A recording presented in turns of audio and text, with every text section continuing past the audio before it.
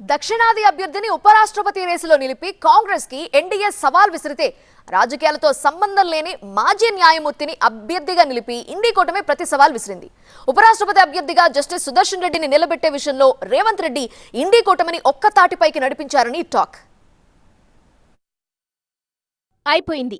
తెలంగాణ సీఎంను కాంగ్రెస్ అధిష్టానం దూరం పెట్టిందన్న ప్రచారం జరిగిన ప్రతిసారి ప్రత్యర్థులకు షాక్ ఇస్తున్నారు రేవంత్ రెడ్డి.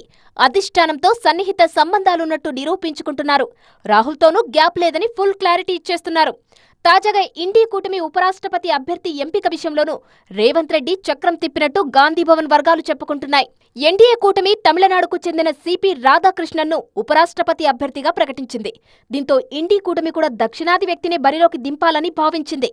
అదే సమయంలో జస్టిస్ సుదర్శన్ రెడ్డి పేరును సూచించారు రేవంత్ రెడ్డి. రాజకీయాల్లో లేని వ్యక్తిని బరిలోకి దింపితే ఎన్డీఏ ఇండియా కూటములతో సంబంధం లేని ఎంపీలు కూడా ఓట్లు వేస్తారని అధిష్టానానికి నచ్చజెప్పారు రేవంత్ రెడ్డి. బీసీ రిజర్వేషన్లు, కాళేశ్వరం అంశాల్లో కాంగ్రెస్ ప్రభుత్వానికి జస్టిస్ సుదర్శన్ రెడ్డి మద్దతుగా నిలిచిన విషయాన్ని హైకమాండ్ దృష్టికి తీసుకెళ్లారు. కూటమిలోనే పార్టీలను కూడా రేవంత్ ఒప్పించినట్టు కాంగ్రెస్ నేతలు చెప్పుకుంటున్నారు. తెలుగు వ్యక్తిని గెలిపించాలంటూ రెండు రాష్ట్రాల్లోని పార్టీలకు విజ్ఞప్తి చేశారు రేవంత్ రెడ్డి. చంద్రబాబు, కేసీఆర్, పవన్ కళ్యాణ్ సహకరించాలని కోరారు.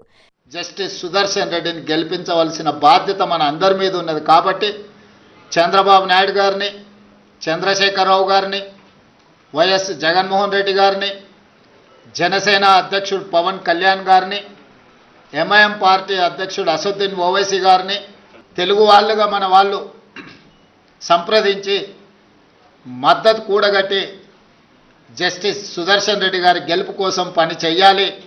గెలుపోటముల సంగతి పక్కన పెడితే జస్టిస్ సుదర్శన్ రెడ్డిని ఉపరాష్ట్రపతి బరిలోకి దింపి దేశంలోనే పార్టీలన్నీ తెలంగాణ వైపు తిరిగి చూసేలా చేశారు రేవంత్ రెడ్డి. వైస్ ప్రెసిడెంట్ అభ్యర్థి ఎంపిక విషయంలో కీలకంగా వ్యవహరించి ఢిల్లీలోనూ చక్రం తిప్పే సత్తా తనకు ఉందని రేవంత్ రెడ్డి నిరూపించుకున్నారంటున్నారు ఆయన అనుచరులు.